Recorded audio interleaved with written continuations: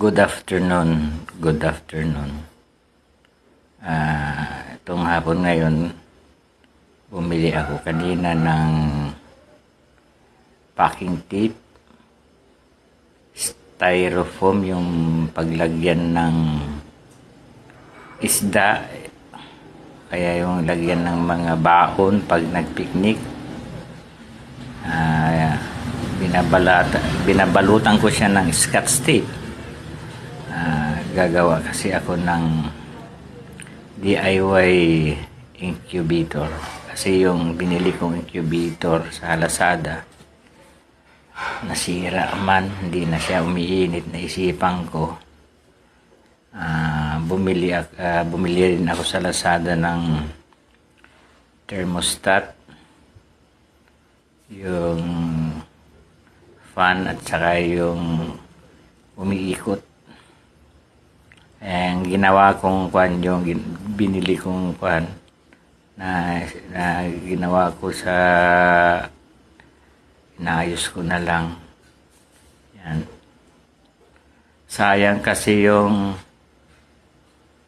itlog ng mga Peking duck, kasi yung Peking duck hindi man naglilimlim, kaya ang daming itlog nila.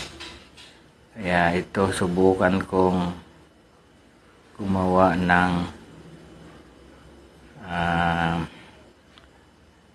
sarili kong incubator. Sana makapisa siya. Bukas na uli yung aking video, kasi yung dumating lang na order ko sa Lazada, yung makina na umiikot, yung kwan niya, thermostat, saka yung fan niya hindi pa. Pero yung tinanggal ko dun sa dati kong incubator, may fan siya, pwede pa.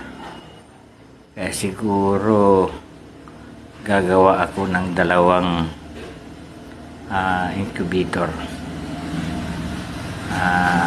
Sana mag-click ito, maparami ko yung halaga kong Peking duck.